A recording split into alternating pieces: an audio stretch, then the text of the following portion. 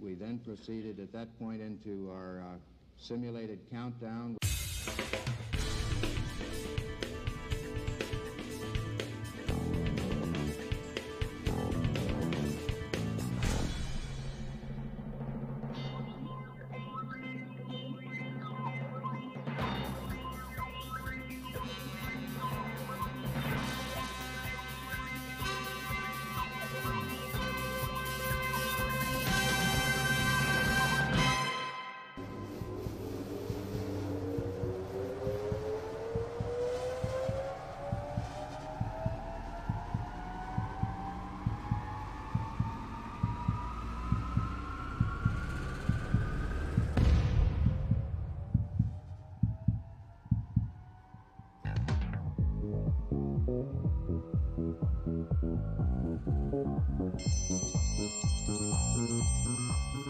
Lunchtime, kids! All right!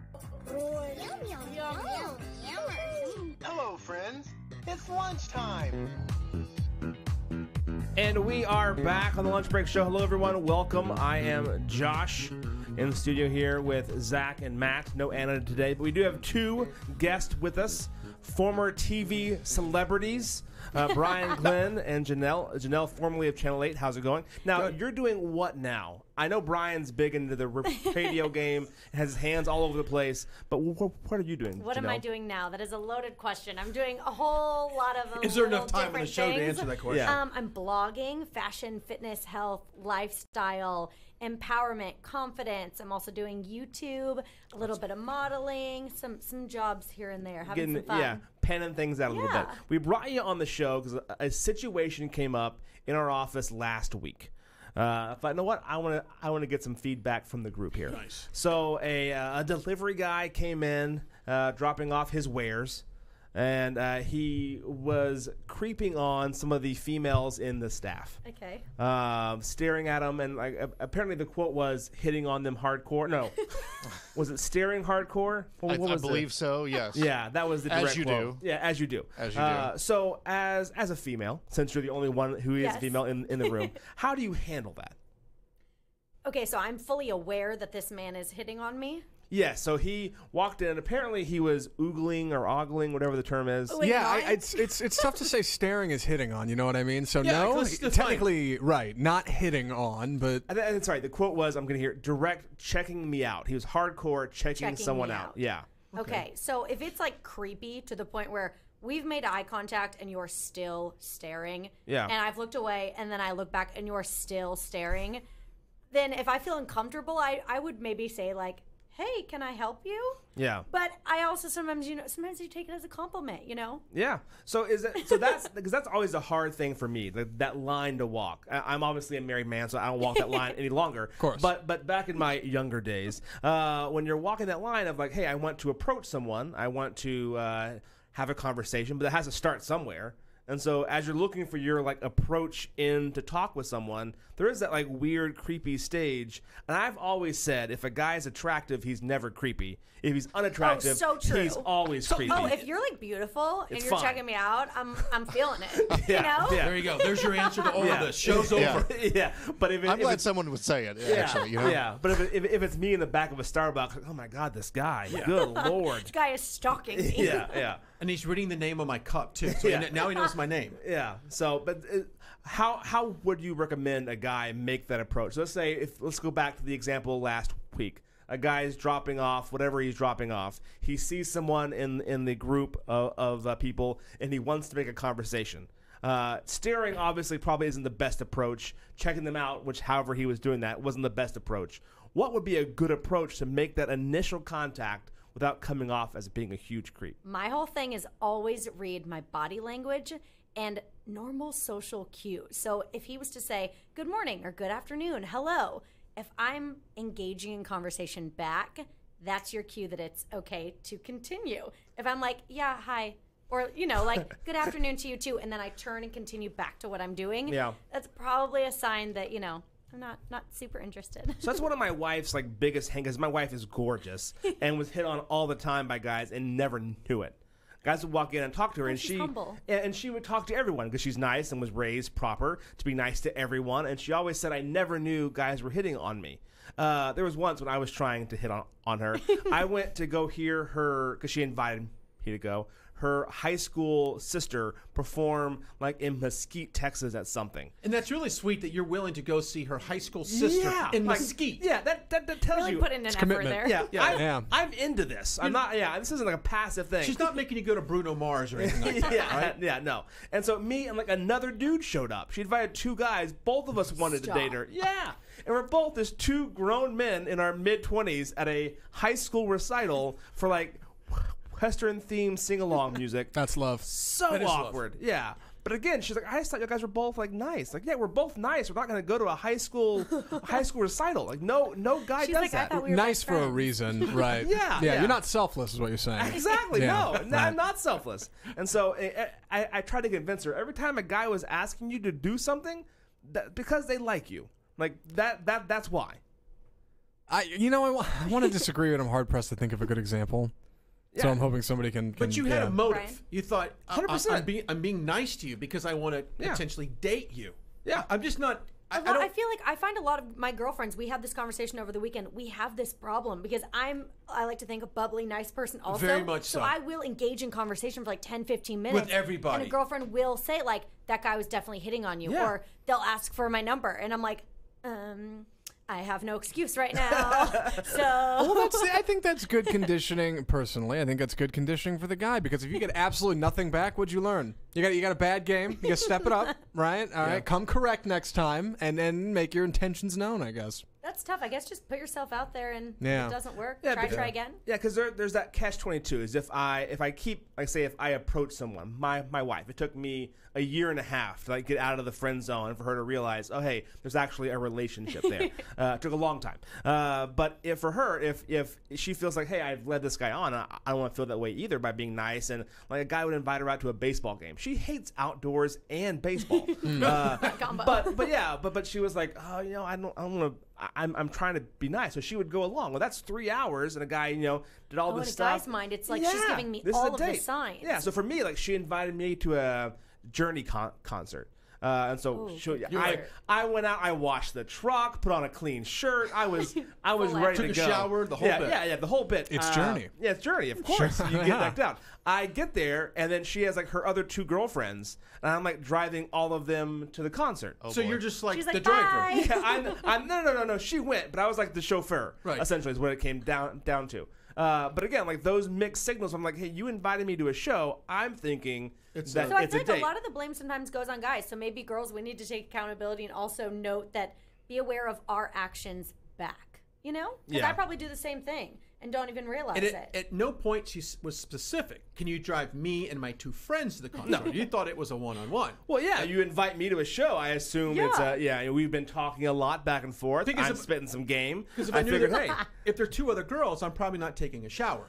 Because I'm just at this point. I You're like, know it what is this not is. wash hair day. yeah. Correct. It's a matter of assumptions, right? Like there's this woman that works in one of the cafes downtown that, like, every time I go, I keep catching her eyes, like, from across the way, and it's not because I'm interested. It's because she's got the worst freaking eyebrows I've ever seen in my life. They're like 2 straight lines, and I can't help it. Like, it's just it's something to do. They don't have a TV. I got nothing else to look at. So she might think, Right, exactly. Yeah, she's probably like, well, who's this guy? Like, Well, who's she this tells her Joe? And friends it's like, that guy's no, like, there's checking on nothing me at all. again. You just have, you've got these some really better interesting eyebrows. It's a simple thing. So I'm a simple man. But Well, that's the thing. Some of the most simplest things that we're attracted to Yeah. in a woman. It could be someone may love the eyebrows. Sure, somebody might be mean- into the eyebrows. It's a some power. Beauty's in German, the eye of the beholder. some German engineer loves the straight line approach. Yep. The simplicity of the eyebrow Simple. is beautiful to him. Yeah. When Just- God Better than made no eyebrows, eyebrows, He made right? simple eyebrow Yeah. So it's one of those. Cause I think it's kind of, and that was just a question that we had. I think that will be a never-ending question. Oh, yeah. There's always, like you said, there's always the assumption in the room of me obviously reading way too much into it, and how she had no idea I wanted to date her behooves me. Yeah, you're like, did I have to like spell it out and write it on my and again, forehead? she was like, Yes. "You never said anything. You never said I'd like you." I was like, "Touche." If there's But- one but thing you if can you depend on, it's guys are going to mess this up Oh, yeah. for the rest of time. Yeah. We will never learn anything from any conversation that we have. But I Yeah. think if you would have came out and said, I'd like to go out and date you. That might have just she might have threw up the wall immediately. 100%. Yeah. That's his Wow, motive. real aggressive. Real, Right. yeah. Hashtag too aggressive. Hashtag stalker. Right. Yeah. That would have came up. The trick is to sneak in, subdue her expectations, and then when it's far too late, Yes. Yeah. then you lay it on Yeah. her. Yeah, Right. subdue her. A dating Yes. ninja. Absolutely. You're just a dating ninja. You come That's in, right. Yeah. Yeah. Foul up every other guy who's trying to get in, and then when she goes, "Hey, I'm getting older in life," that's when you swoop in. Yeah. Self-esteem Oh, yeah. is down. Solid Yep. swoop. Yeah. Self-esteem. That clock has almost expired. You jump in. You're the knight in shining armor. There you go. That is a real chivalrous approach. Yes.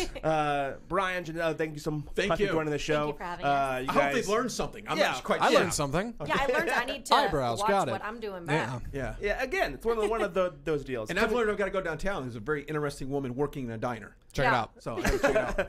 Coming up next, we have one of the most expensive shirts I've ever seen that utterly infuriates me. That on the lunch break show. We come right back.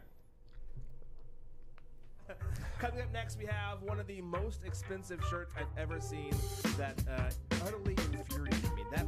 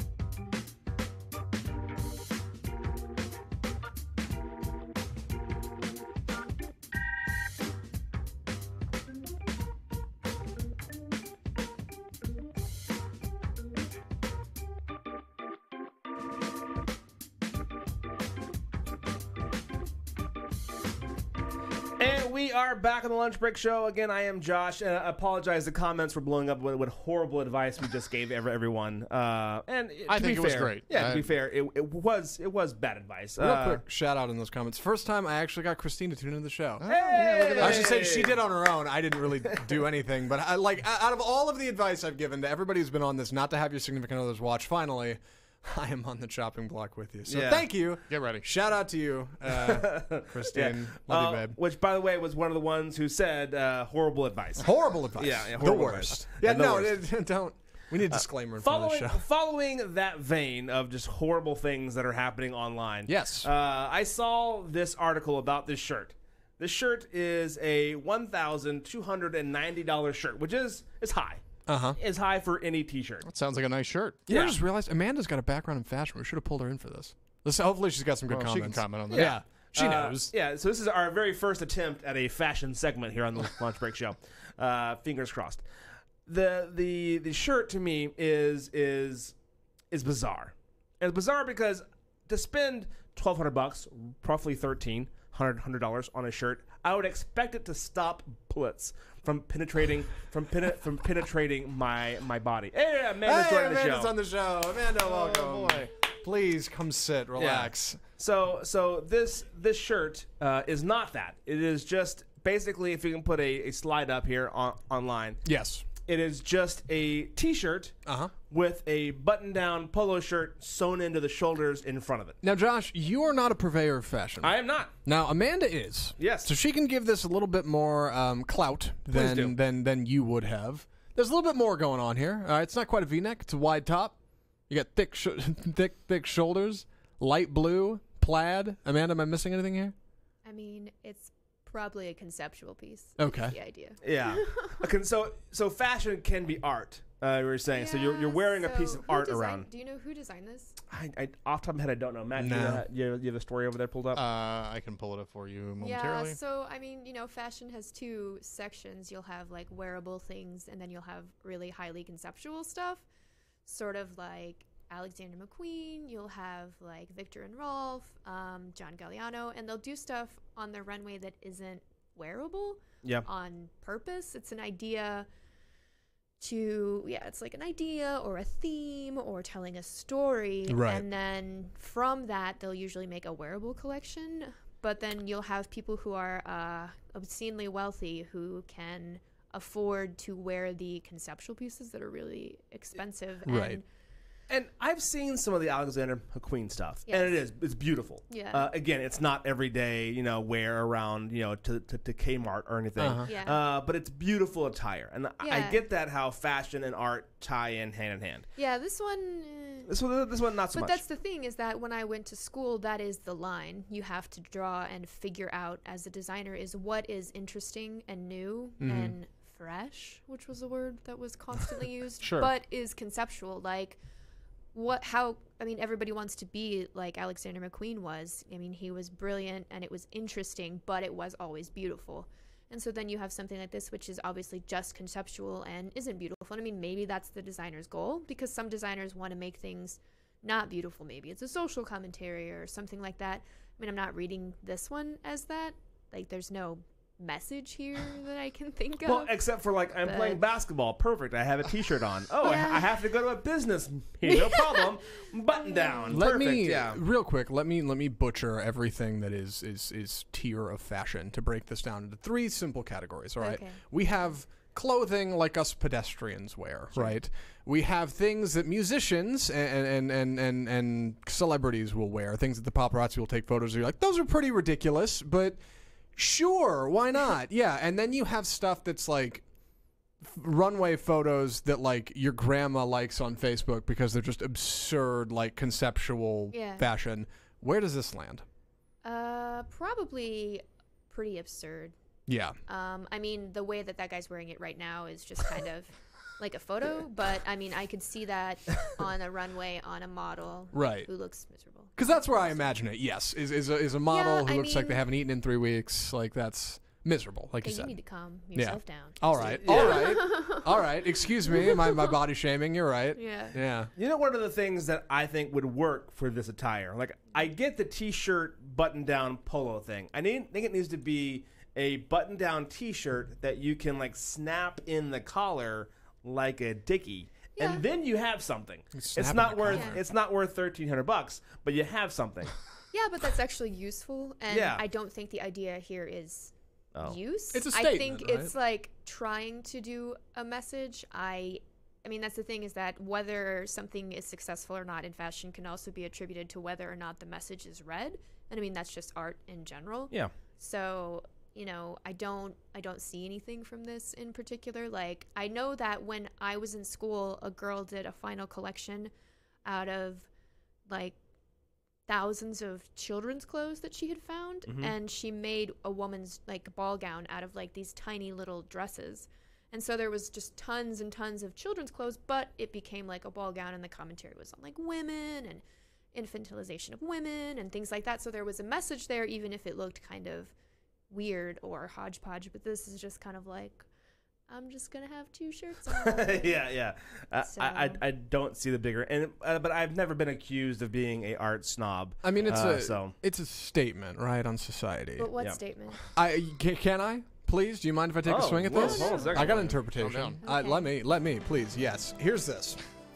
We've got a man wearing a t-shirt, right? Something you wear underneath your button up, underneath your armor that you clad yourself in to go out in society with. And he wears the t-shirt traditionally. That is what he is. It is himself. It is a representation of who he truly is. And the blue is hopeful in that way. The button-up is what he would wear to go out into culture, to go to work, to go to a job interview. And he wears it like it's a bib because he's going to get messy. He's going to have to dip into culture and the problems of the world, and it's going to go wrong for him. But he's got to wear the button up because if he doesn't, he's vulnerable. And that's what I think this is. It's a message about who we are as Americans. Actually, the sad thing is that would be not at all out of place in my old-fashioned school. No, I'm 210% serious. Like, that kind of explanation, I'm actually like, oh, that makes a lot of sense. Because that kind of thing would have been someone's collection at my school. You, A+. So, I went to film school. Yeah. I got it. Yes. Fellow art. Thank you. You know the critique. I will die on the hill that is high art for no reason. It's not worth it, but I love it anyway. Speaking of high art, we have another break coming up next, and it is 2 words: cockroach milk. That and more when we come back on the Lunch Break Show. Chilling.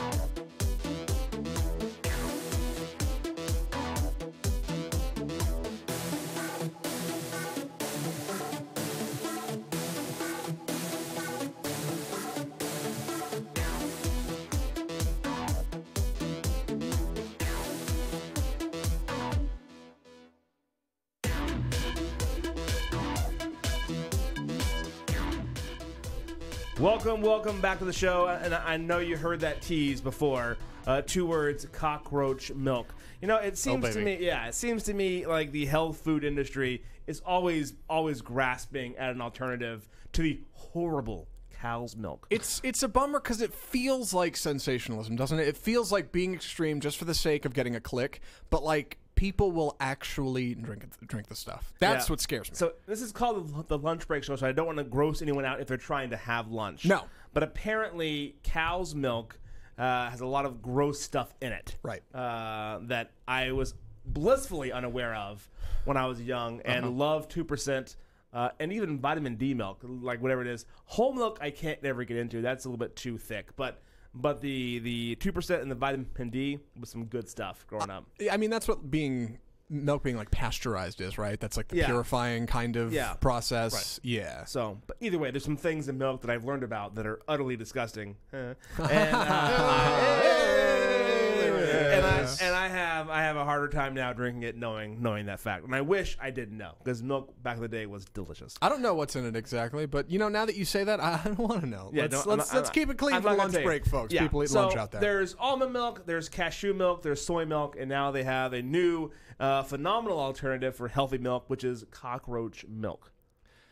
I did a little reading on this because I didn't want to miss anything on the show, and I didn't want to put you on the spot and put you in a place you didn't know. So cockroaches apparently, when they're coming around to being mother and dad roaches, right? Some of them produce some kind of like milk, which is apparently kept in some kind of like protein crystals, and supposedly this stuff is like triple strength to normal milk. This stuff is as good as it gets. It's got every kind of anything you could ever need. It is like the ultimate. It's the ultimate superfood, and I say that knowing that we live in America where we have like 18 superfoods. What was the last one? Quinoa or something? Yeah. Before that was like kiwi or some kind of durian fruit, I think was a superfood at some point. So like that, but this one is supposed to be legit. This time I swear it's real. So cockroach milk.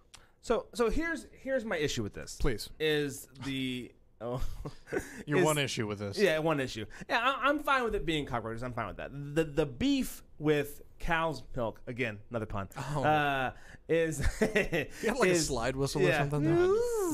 Is that they have to, thank you, they have to put cows in these like rooms to milk them, and they force with hormones to make them feel like they're pregnant to produce milk. It's when a bad they scene. It's a bad scene, and that's their big talking point on that issue. Which, okay, fine, I can grant you that. I don't want to see cows suffer needlessly. Sure, Right. But if how many cockroaches have to make up one cow? And you're doing the exact same thing to them. They're either taking literal food from a baby cockroach, which you kill anyway, so you're fine with, or you're having to do the same thing and pump these cockroaches full of the hormones, making them think that they need to lactate to produce milk for you to harvest and to give to some person who's into holistic eating. Well, you see, Josh, the boys at the lab have been working on this. Yep. All right. They've got roach farms, right, to make what they call endo milk, which is the, like, consumer equivalent of this stuff. I guess if you were to see it on a shelf one day, which, again, you make a good point, you're going to have an awful lot of roaches to fill up a bottle of this. But if you were, right, if this somehow became a mainstream thing, I assume that's what it would be called. That would be the label under which this banner flies. Endo milk. And they need an awful lot of roaches. Call it roach milk?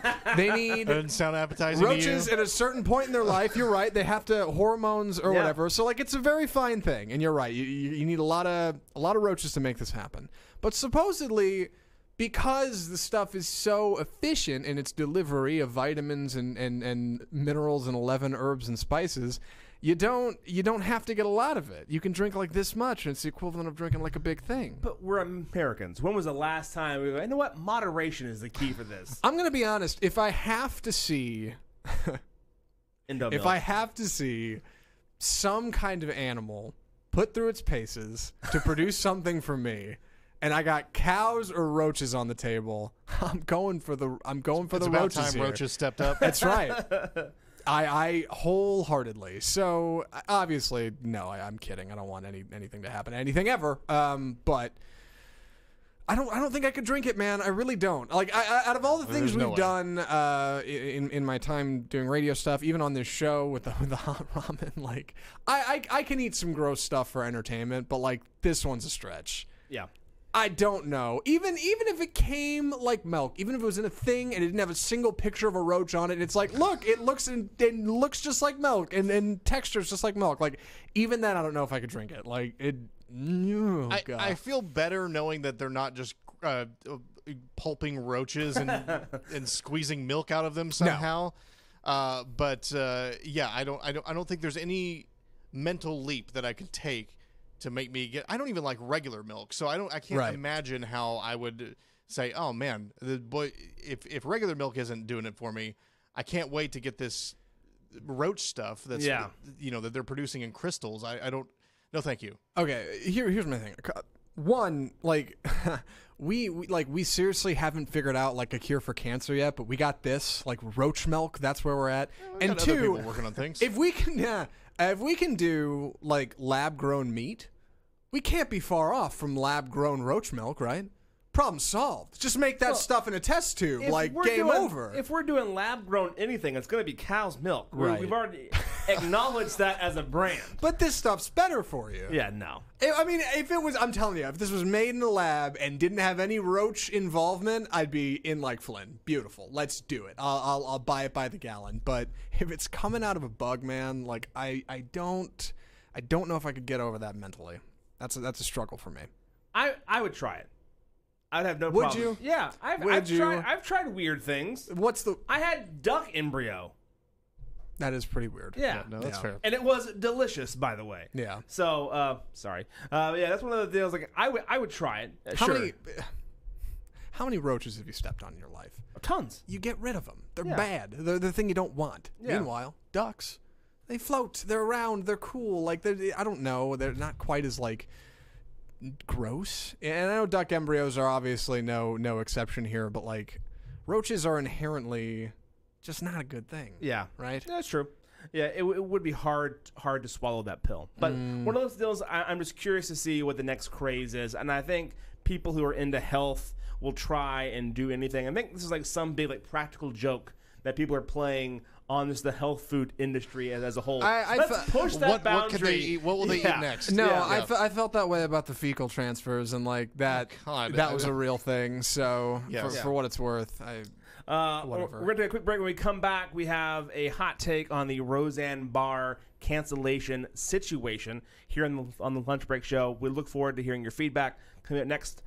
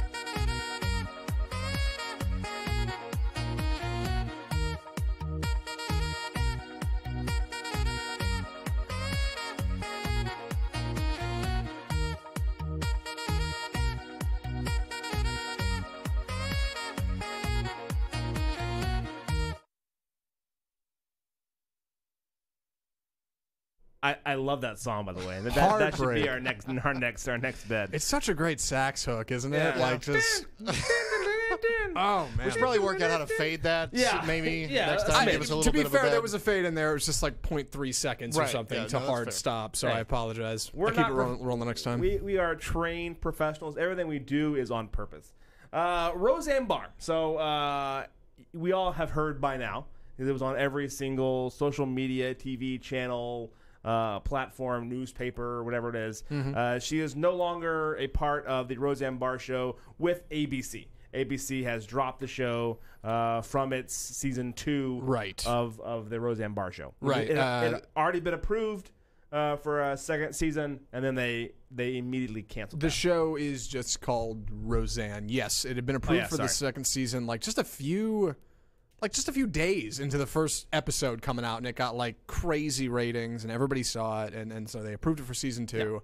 Then this tweet comes out like halfway through season 1, and they hard stop, they cancel it. If you're unfamiliar with what the tweet was, we will not repeat it, but you can go online and do a quick search, and you'll find out what they're. It's out there. Yeah, it's out there. It's a spicy tweet. Yeah, Yes. the tweet had a lot of racial undertones, implications, negative, nasty, and I think ABC did a phenomenal job in not going back and forth on what they should do. A lot of times Right. you'll see networks go, "We're going to investigate," or "She's on leave," whatever it is. No, done. I think that's a strong approach and a good approach. However, my take on this, as I was kind of thinking about it and on the drive home yesterday, it's like, you know what? Everyone's patting themselves on the back at how good of a job they did at ABC, but really, you knew this was a huge possibility. You danced with fire and you got burnt. To me, they brought on the Roseanne Barr show.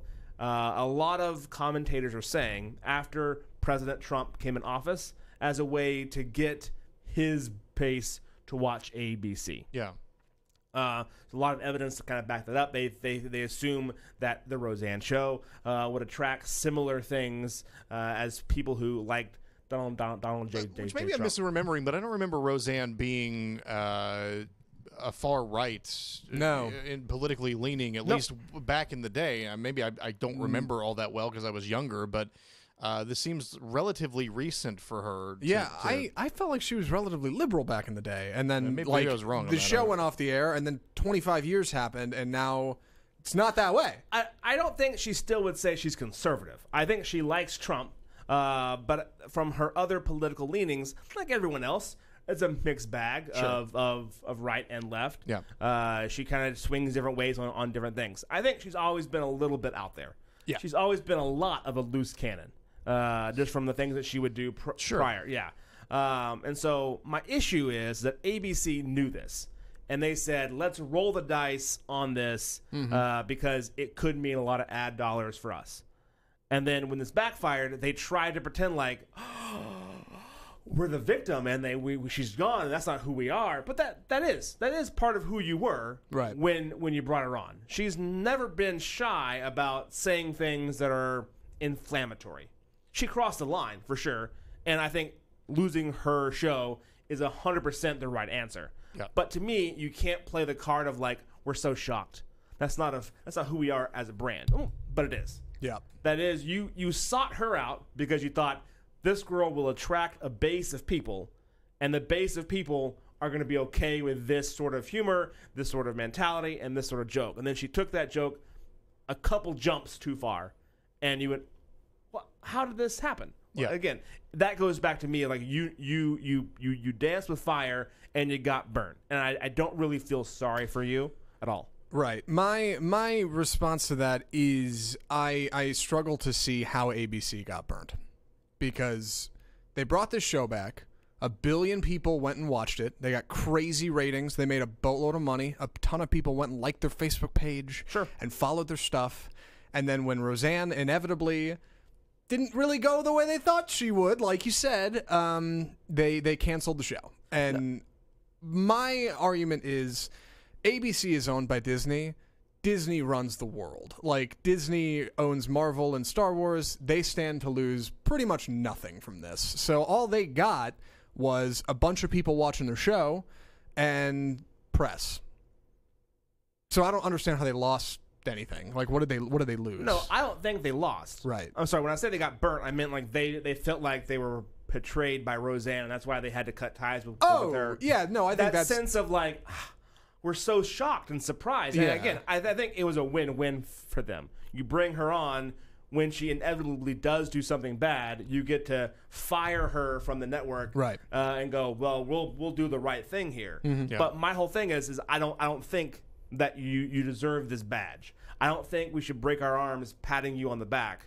Because you shouldn't have ever brought her back in the first place. Oh, no, yeah, I think this was like I mean, come on. Like, they didn't think this was a possibility, of course. Like, they were like, yeah, what happens if this goes south? Well, we'll cancel the show. And then it did, and they did. Like, I think this was certainly, like, a played-out thing. I don't think this is, like, ABC or Disney stepping back and being like, well, listen, we have to stand up for value. Like, obviously they're going to do that anyway.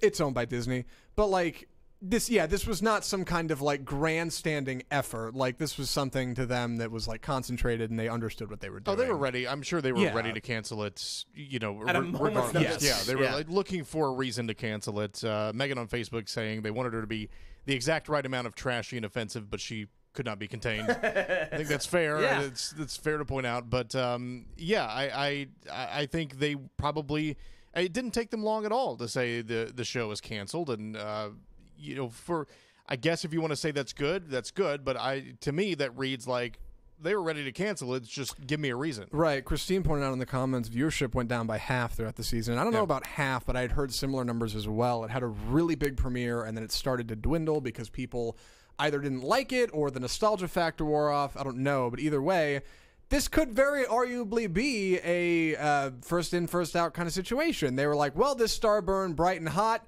Kill it now before it drops off or people start to not like it. Sure. Like, it will just be a thing that people remember as like, oh, that would have been great, and it was good while it lasted. Right, instead of letting it fade into obscurity. I mean, this is like anything. This is like anything that the internet wants back. If you bring it back, and they'll watch it for a day, and then they'll go on to the next thing. So, so that being said, we all kind of agree that there was probably already the press release typed out months ago. Oh, easy. Like a celebrity obituary for the New York Times. Yeah, like they already had this planned. Yeah, it's already done out. There's just a blank left where what did Roseanne do to make us cancel this show? Do you still go, oh man, kudos to APC? Because my theory is if I'm bringing you back on, and again, part of their bottom line is to their investors, is to their advertisers, is to have a program that people want to watch. And so if you're all about creating a spectacle, you've done that. Yeah. But I don't think you're doing anything for race relations, for gender relations. I don't think you deserve a humanitarian award for your actions that you did yesterday. I mean, I would say they did the right thing, but again, it's like they're owned by Disney. Like they have to. What are they going to do? Well, it's not hard like, to do the right it's thing cool, in let this that slide. situation, right? Yeah, yeah. Like Right. this is the obvious right thing, and it's a shame. Canceling a show's can't ever be easy. A lot of people probably lost their jobs due to this, and you can lay the blame on whomever. If it were a failed experiment from the get-go, I mean, I guess maybe you could lay the blame on ABC, but at least folks got to work for a little while. Yep. But still, it's a shame when that happens. But this is not, you're not sitting there wringing your hands over what's the right call to make here. This is obviously what you do. Yeah, you deserve like a tip of the hat. You don't get like a Medal of Valor or anything. Yeah, you're not breaking new ground. It was just like, yeah, good job, great guys. Like that's cool. Now Roseanne's off the air, I guess. Yeah, it's one of those things to me that I want to go either, you had that thought process of it being done. I don't want you to get an award for what you did. You're right. There's no other way to advocate it. I had a conversation today. Apparently, there's a lot of things on Facebook of people who are trying to defend Roseanne. I'm shocked that it's happening online. And to those people, Facebook, no way. Some I actually know. People who I know and have had face-to-face communication with are online saying, "Oh, it's no worse than what Joy Behar has said." It is worse. And or other people who fall more left have said about the president or other various things, and that is just for argument's sake a really bad excuse. Right. It is, and like the problem with that is even if there were some equivalent on the other side. I mean, there are equivalents on the other side, but if there was somebody working that you could say, oh, that person said something is bad, it doesn't matter because this is not again, this is not a First Amendment issue. This is not a law that someone broke. It was she said something that the people who employ her disagree with. Yep. And so if this other person is saying something that their employer does not disagree with and doesn't deem as fireable, then that's on them. Yeah. And that's on you as to whether or not you want to watch that show. So it's kind of like you can complain about that all you want, but it just sounds like whining at a certain point. Yeah. The example I gave when my friend gave me that, well, Joe Baker, like, stop. Like we're not talking to our moms about, well, but Billy in class did this. Yeah. Like, it doesn't matter. Doesn't matter. You did your action. You got your result. Right. Like ABC would say, well, I'm not Joy Behar's mom.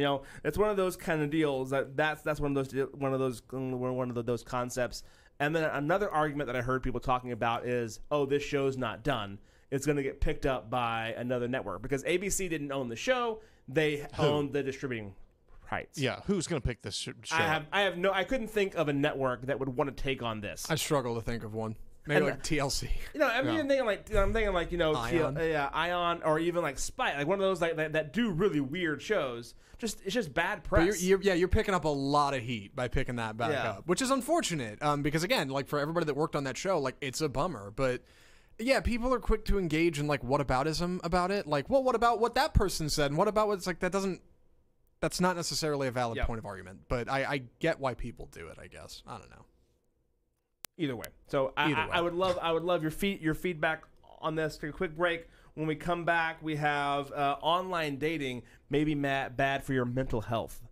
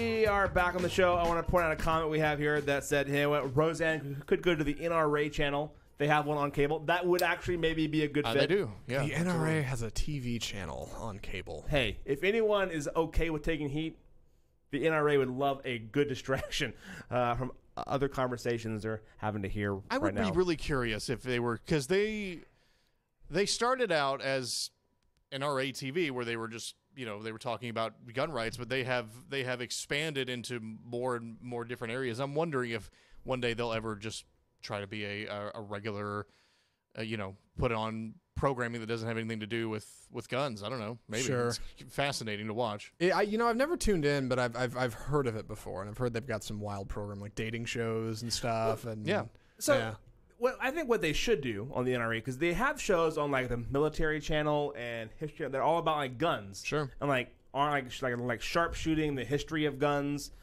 That would be a good show for the NRA to kind of have. There would be an informational show. But anyway, I'm not doing their programming over there. So science has warned that free advice. Yeah, just for what it's worth. From the lunch break. I know you're watching. Science warns that online dating is really bad for your mental health. Any guesses why? Self-esteem. I have to guess that's a big one, right? That is it. Your poor self-image. I guess that's because people aren't clicking back on your stuff. So because I've only done an online profile once, and it was more or less as like a goof to kind of see what would happen. It's one of those that they match you with everyone in the United States, and out of the entirety of the United States, I had one person that fit my profile that they wanted someone who fit me. Oh wow! And I was like, wow, that is bleak. I put in, because I was being pretty generous on there too, like or a very special thing. yeah. Man, it was bleak. That is super sad. And it was like in Idaho. It was like far away. Like, I'm not, all right, done. So I could totally see how that would work. There's got to be a better way to get online dating done. Well, I mean, I would say something like Tinder was a move towards that. It's simplicity. And I hate to say that it's effective, but like, come on, you can't tell me Tinder didn't work, at least for a long time. It still does for a lot of people. Well, no, Tinder now, from my friend who's still on Tinder, told me that it's just prostitutes. It's just chock full of girls with a price tag. Trying to make a buck. With a price tag in their profile. Really? Yeah. That's amazing. That's fantastic. And so it's just like, because that's how you know. It'll have like their profile picture. It'll have a price. And so I asked what the going rate was. And it's not expensive. $30-$40. Yeah. Is that just for a date though, I guess? Yeah. I think it's a date with a guarantee. Okay. Yeah. So so either way, if that's the commerce, sure, it's working. Sure. But I just feel like online dating has missed the boat somewhere in finding a place where people can interact in like a safe, real environment. And maybe that's because online you're never in a safe, real environment. But okay, I agree. That's one part of it. Another part, you got to pay to get on these things usually. You got some kind of premium service or something like Match.com. You have to pay to get into it. So it's like, okay, you're already literally paying for the opportunity, and then you still get shut down. Like that hurts. And these are people who have trouble meeting people just in reality. Which, to be fair, everybody does. That's not exclusive to you if you feel like that's something you struggle with. But like, I don't know, man. Yeah, like online dating, it's like I was gonna say it's like Twitter, but it kind of is. Like it's like when you get on Twitter and you rattle off a funny tweet and you're 280 characters or less, and you shoot it out at 2 a.m. and you think I'm ready for the likes to roll in, baby. Nobody will like it. Nobody cares. Like it's not exclusive to online dating. That's just the nature of the internet. That's the platform you're trying to find people on. All right, it's not a matter of like you and your problems. That's just how it works, right? It's the law of large numbers, I guess. Yeah. I wish more people understood that. So, yeah. And then, Matt, I'm seeing here that you and your wife met 9 years ago online. Oh, yes. Man. Yeah. And it was not strictly an online dating platform. It was weird. It was this app for iPhone, which I guess it was like, if you want to, you could probably trace it to Tinder, where it would match, or it was sort of a social network, a Facebook, where you were shown profiles of people who were nearby, but there was no like, oh, you're doing this for dating. Although I'm sure some people did that for dating. But yeah, I had a picture of me and Chuck Norris up there, and he was like, "Yeah, was that Chuck Norris?" And I was like, "Oh yeah, you bet it's Chuck Norris." And so yeah, then we met that way, and turns out we knew a lot of the same people, but it was not Yeah, it was not really for dating. I would say. Okay. I can only imagine how miserable I'd be if I tried to go online dating. I'm sure I'd just be shut down left and right. I never had to dabble in any of that. Christine and I, high school, just missed the whole boat. Yeah. Like, I've missed it completely up to this point. And in a way, that's a bummer because I've heard so many people. Funny, Josh. In a way, that's a bummer because I've heard so many still people watching? talk about the experience and like the trouble and like funny stories, but at the same time, like, my God, it seems like such a hassle. Like, why would you ever want to put yourself through that? I can't Like, imagine that. Between the option, no, I dig what I'm doing now. It's good. I'm fine. I'm great over here. Did he successfully dig out of that hole? No. Thank you for that. Yeah, not even close. Oh man. Follow up on how buried I am come Friday. Yeah, tune in. Yeah. And then another Friday, story. you're sleeping at the studio. Yeah, another story I read about that I thought was interesting is this doctor who sued a patient because he gave him a bad Yelp review. I saw this. Yeah, I've seen this from not just doctors, but Yeah. a lot of people do this. What did it say who the doctor was? He gave his name, Dr. Jun Song. All right, let me find him on Yelp. Hold on. Yeah, JOONSONG. 1 star. Yeah. From the lunch break. Yeah, no, he billed his patient Yep. for an ultrasound, which is pretty common whenever you get an ultrasound.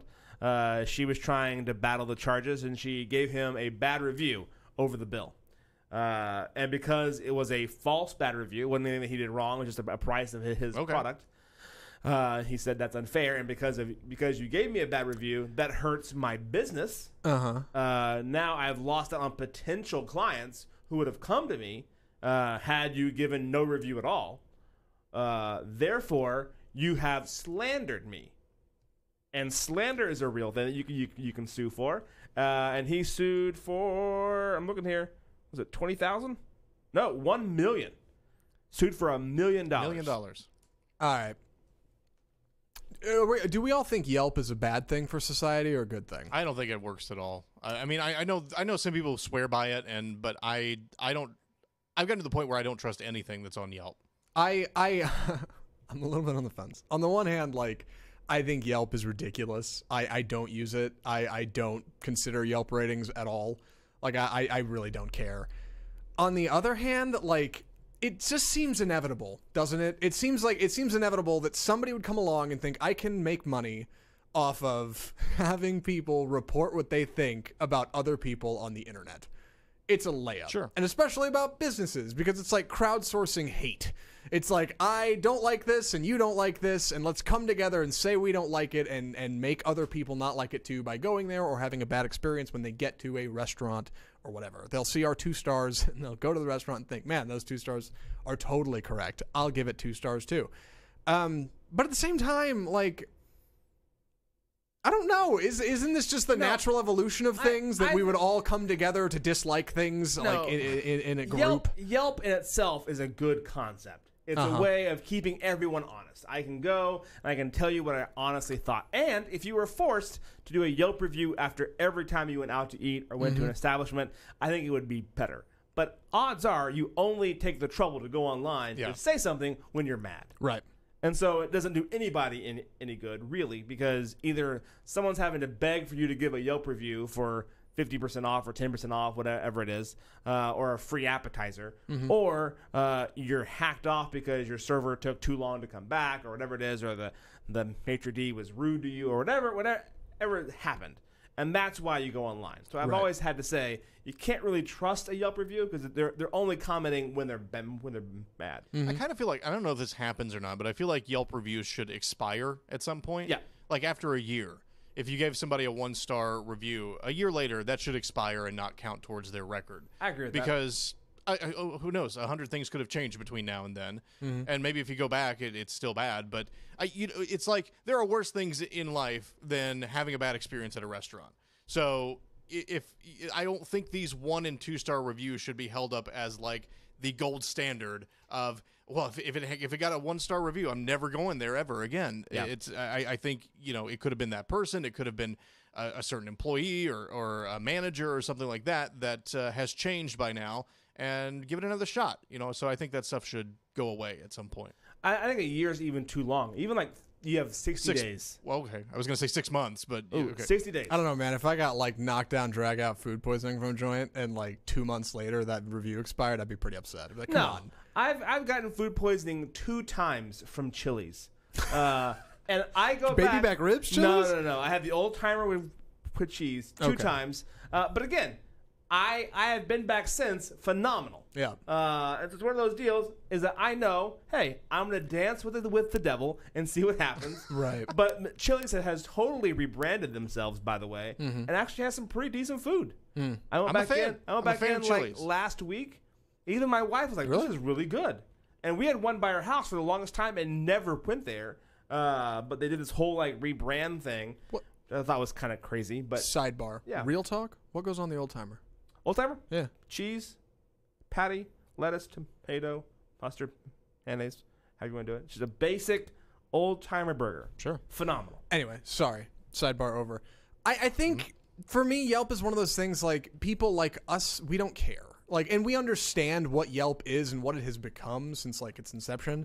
So when we see Yelp reviews on a place, we're kind of like, we'll take it under advisement for the most part. Like, it's fine. You assume they're all biased, right? Yeah. It's all going to be, that bar is going to be moved down and going to be a little bit more negative than it should be. So when you go to a place, you might look at it, but you don't really care. It doesn't really influence how you feel. So in the end, who's it really hurting? The only time I look at it and go, oh, wow, is if they have like 200 plus reviews and no 1 stars.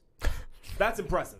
You have managed not to make someone mad over the course of having 200 reviews. Yeah, anything that's like a lot in one direction or another, I almost distrust that. Like they're telling people to give them 5-star reviews, or they're paying for it or something like that. Yeah, totally. I'm a big fan of when they have like 18 1-star reviews and like 2 5-stars, because you know the 2 5-stars, like the owner and the owner's friend, right? Like get on there and it was great, I had a good time, and everybody else hated it.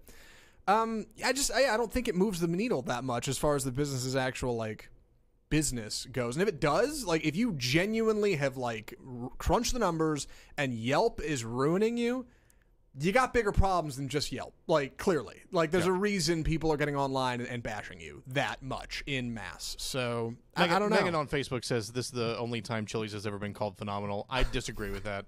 I try to get her to go to Chili's by our house like twice a week, and she'll never go. You guys, so I disagree. I think Chili's is phenomenal as well. You got me going on this Chili's thing. Did you bring lunch? Lunch? Chili's? Okay. Old timer. Speaking of not giving bad reviews and being sued for $1 million, you can review our show online, Facebook, Twitter, iTunes. 1-star reviews. Watch out. Yeah, watch out. We're coming for you. Yep. We like all your feedback. Thank you so much. We're the Lunch Break Show every Monday, Wednesday, and Friday right here. We do a show. We'd love you to join us. Shoot us an email. Come by, chat, comment, however you want to do it. We'd love to see you. Thank you guys so much. I am Josh. This is Zach, and that's Matt, and we're the Lunch Break Show. See you guys on Friday.